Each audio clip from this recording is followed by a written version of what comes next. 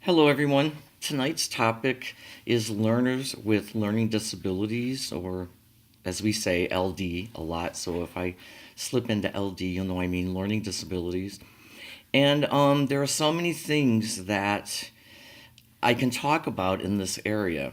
Uh, First of all, I find it a little daunting myself. I've worked with a lot of children with learning disabilities as a therapist, but I've not really been a teacher with kids who have learning disabilities. Now, let me explain. Of course, I've worked with kids who have learning disabilities, but I mean, it's never been my specialty.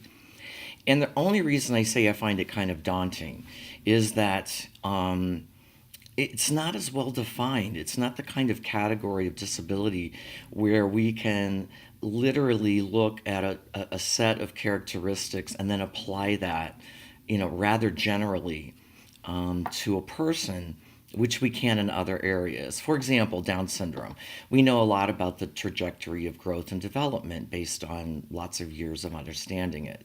It's not quite that clear cut when working with students who have learning disabilities. So, anyway, I don't mean that to scare you away at all.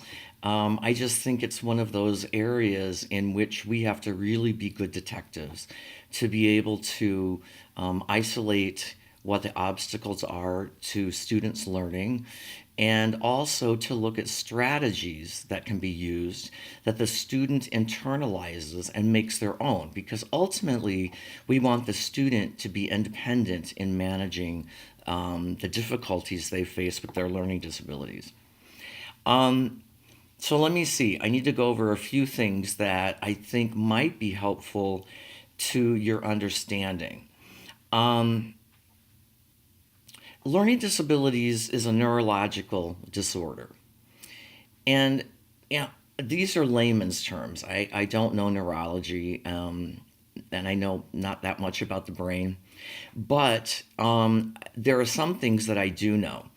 And that is when we think of the brain, for example, of a person with a moderate intellectual disability, we're looking at a brain that, for whatever reasons, genetically, etc., is not able to acquire information past a certain level. Okay? When you're looking at learning disabilities, it's as if, and again, I'm making broad generalizations here, it's as if the brain is fine.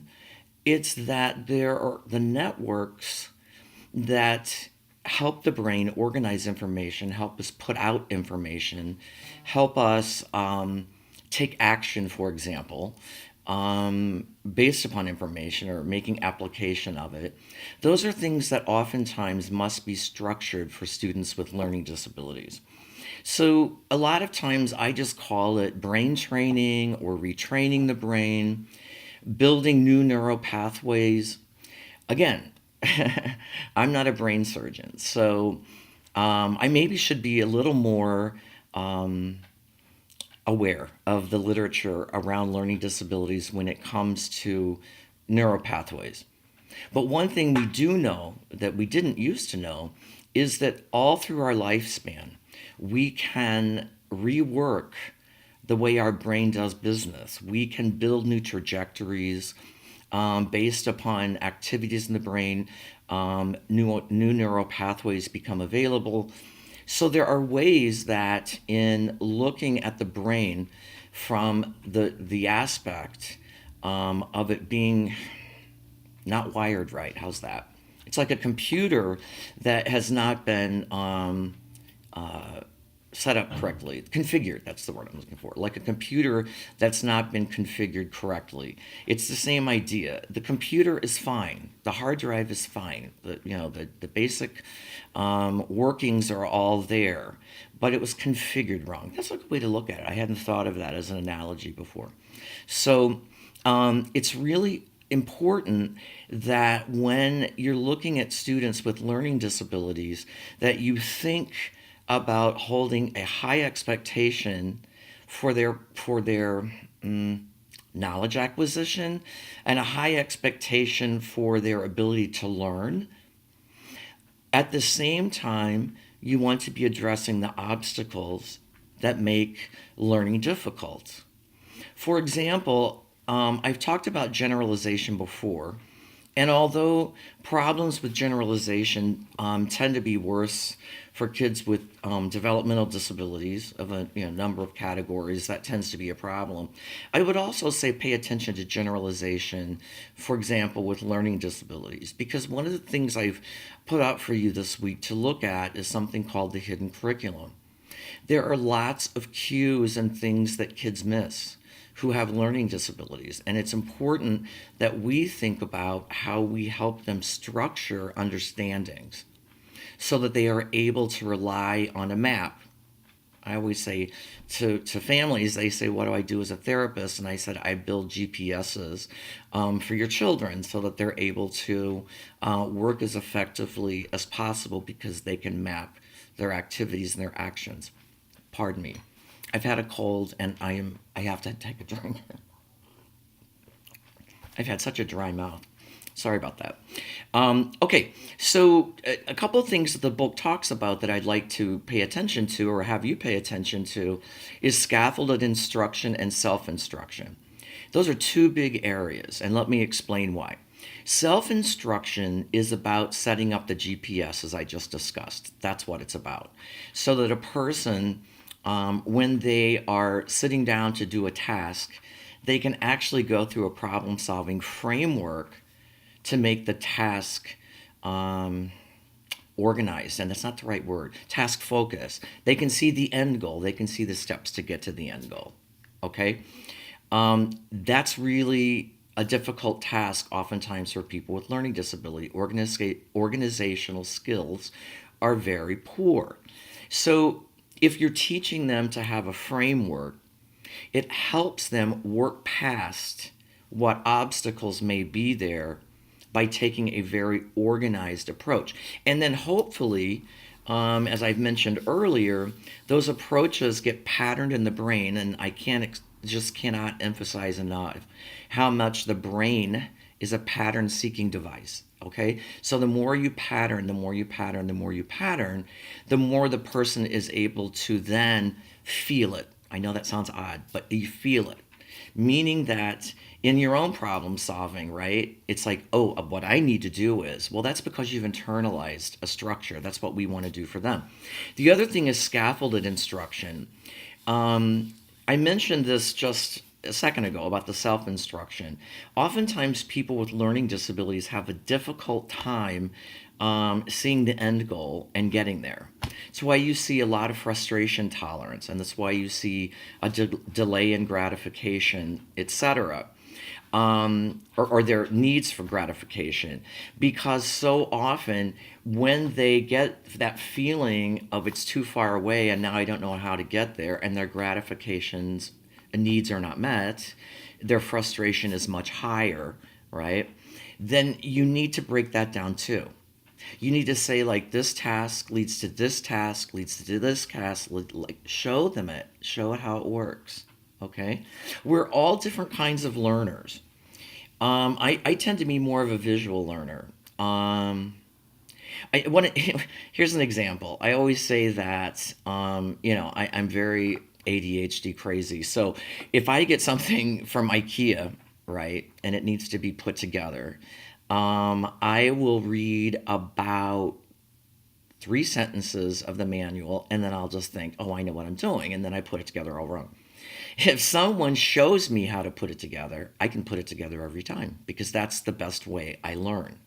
Okay? When we're looking at learning strategies for people with LD, right, they may have a visual approach, an auditory approach, whatever, but it's still difficult for them to take that approach and put it into sequential steps that help them realize the end goal. Like, one of the ways that we begin to realize the end goal is we build our frustration tolerance for that. Okay? I mean, a good example of that is going to university. I mean, it gets old. For me, it got old. I couldn't wait to get out. I'm like, just give me the diploma. Got to get out of here, right? Because it really takes a lot of our time and a lot of cost, etc. But we're able to project out and say, I really want to be a teacher. right? Or I need this master's degree to move up a salary scale or whatever. You're looking forward and you're using a scaffolded approach to get there, but you just don't know that's what it's called because it's internalized for you.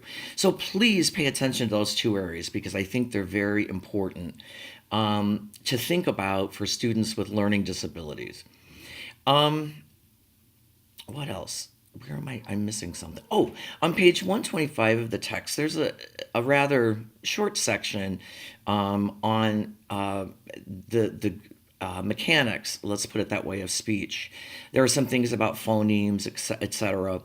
Take a quick look at that because oftentimes language breakdown is because of some of the problems associated with things in that part of the chapter. So take a look at that. So, for example, if you talk to a speech therapist about students with learning disabilities, they would really break a lot of this down. I mean, not all students are in this area, but enough are that I think that it's important that you look at it from the standpoint, just of how you would bring it together, right? So if that's the point of bringing it all together in terms of the academic piece, right? You can build that kind of work into your lessons, etc., based upon, for example, what a speech therapist might tell you, and it really will be helpful. So anyway, enough. Pay attention to that one. Sorry, I'm looking at my notes. Okay, so one thing I just thought I'd use myself as an example about, just, I don't know, teaching accommodations, I guess. I mean, it's not really that I have a big accommodation, but anyway, all through school, I was terrible in math. I just thought I hated math. I thought math was stupid. I couldn't figure out why. I needed algebra. I had all those issues. And I just didn't do well with it. And I was much into my adult years, I don't know where now, when I realized I turn numbers. It's like it's dyslexia, but it's like I turn numbers. I don't turn letters. I mean, I read just fine, but I turn numbers all of the time. So I had a client or a new referral for a family, and I think they just thought I was, full of doo doo, because I called them and I said I'm at your house, but it's like this storefront, and they're like, well, we're at 4422. I was at 2244. All right, and I don't know what happened, but by the time I finally got there, I think they didn't believe me because I explained what happened. They kind of looked at me like, okay, that's odd. So lost that referral. But the point is, I've had to really, really, really, like when I have to look at a number and remember it, I have to slow myself down. I have to read the numbers one at a time. I reread it. And here's a good example of it, right? You don't want to get a $50 parking ticket from the city of Chicago. So when I have the app, so when I park, I mean, I have to look at those six digits, and I have to read them individually. I know it sounds like a little dramatic, but it's really true. I've had to become that disciplined and deliberate about reading numbers. I have messed up so many things. Especially back in the day before I realized it, I just couldn't figure out how I was messing them up. So, even using that little example, you can see how defeated students feel, like I did, when I thought I understood algebra, but, I never got it, So, and now I realize there was something that was undiagnosed. So, you can imagine how students feel when they have repeated episodes of that. Pardon me again. I'm sorry, I'm on a med for a cold and my mouth is so dry. Sorry about this. All right. Thank you. Run back. So part of that for me is, and I think this is true of all students, but particularly for students with LD, you need to really build lots of wins for them, easy wins. Okay, give them tasks that they are able to accomplish. They feel good about themselves. Give them tasks like that. Build that pattern first. Accomplish, accomplish, accomplish. Yay, right? Then start pushing it a little further. That's what scaffolding is. That's like scaffolded instruction. So now you can do this thing. I'm going to bump you up to the next level or the next skill set or the next step in the process. I'm going to bump you toward that. Okay? So I really believe, actually, I don't believe it, I know it, both from my experience and because of the research, that the more wins that a person chalks up, the more confident and capable they feel. And a lot of times, failures in school are just about not feeling capable. Honest. It's not always about these characteristics we're talking about. It's about learned helplessness, which I talked about in some of the questions, where students just go, I don't know how to do it. And then we think they're lazy and stuff. I know I'm making this point over and over again, but you really do. I put some things in about socialization too. You really do have to understand what it's like for the self-esteem of someone who has learning disabilities, who literally doesn't know what they're doing wrong, and they're getting shamed for it all the time. I know I did too.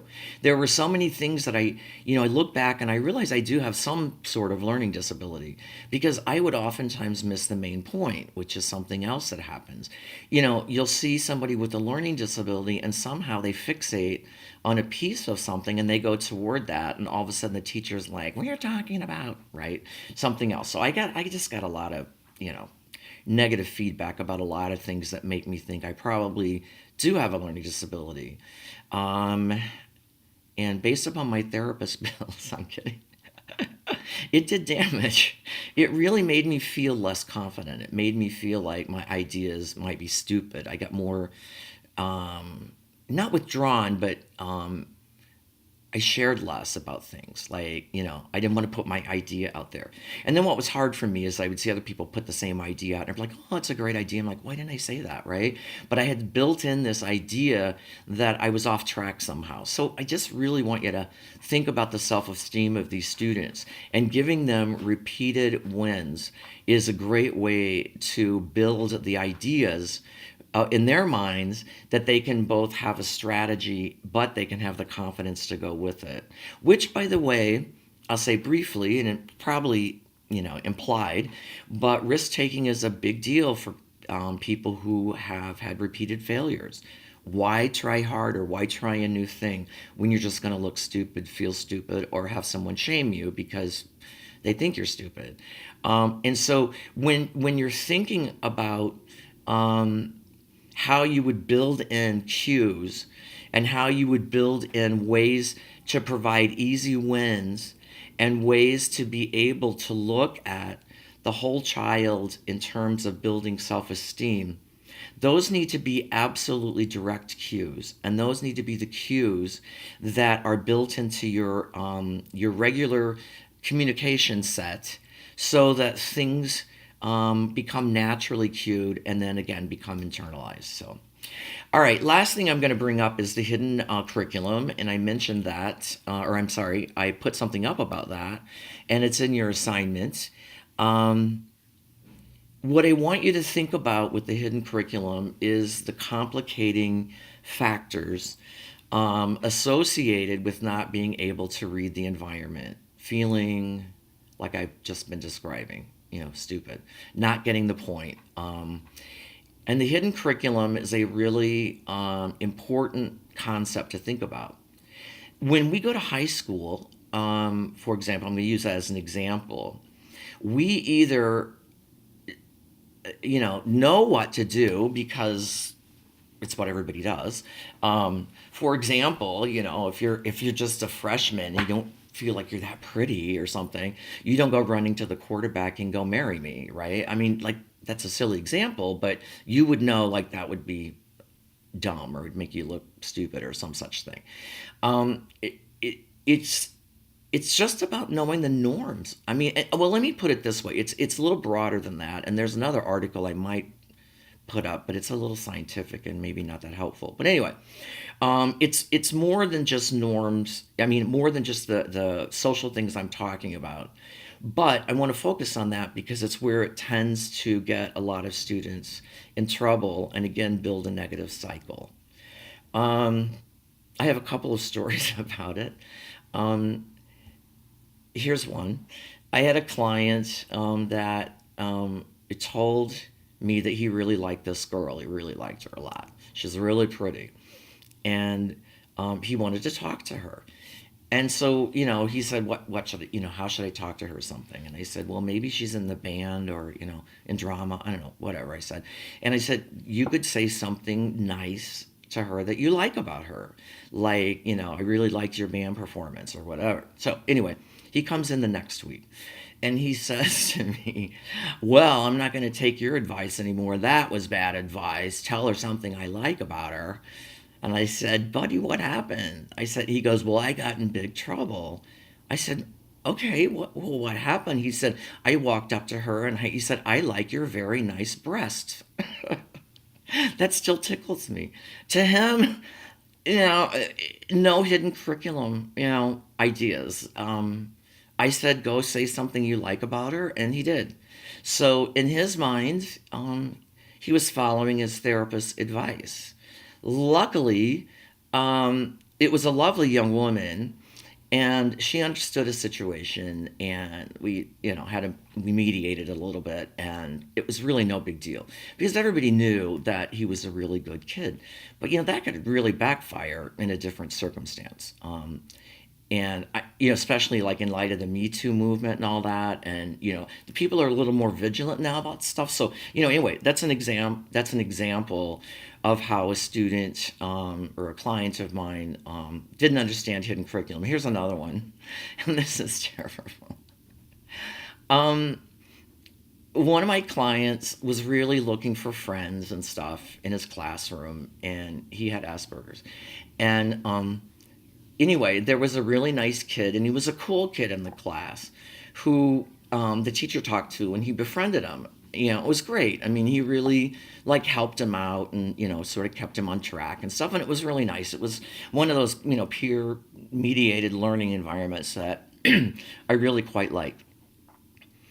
Anyway, you know, the kid, like I said, sixth grade. He may have been a little older. I'm not sure, but the kid was really mad because the teacher like gave them a pop quiz. And so this kid, trying to be cool, says to my client, I can't believe she's giving a pop quiz. She is such an F and B. And my client raised his hand, and the teacher said yes. And he said, when you give a quiz, are you an F and B? Okay, I mean, busted this kid out so hard. Okay, I mean, really so hard. Busted him completely out. And here's the kid. He's trying to be nice and he's trying to be typical. I hate to use the word normal, but he's trying to be normal. Kids when they're in junior high talk trash and stuff, and he's doing exactly what he's supposed to do, which is a great thing for my client to participate in until he blew it up. So those are just several examples or a couple of examples of hidden curriculum. It's where students just don't know what to do and they make bad decisions. So that's something I really, really want you to pay attention to. Um, I think the thing I posted about social and emotional stuff, I don't need to say a lot more about that, I don't believe, because I think um, the readings I gave you gives you a lot of information about that.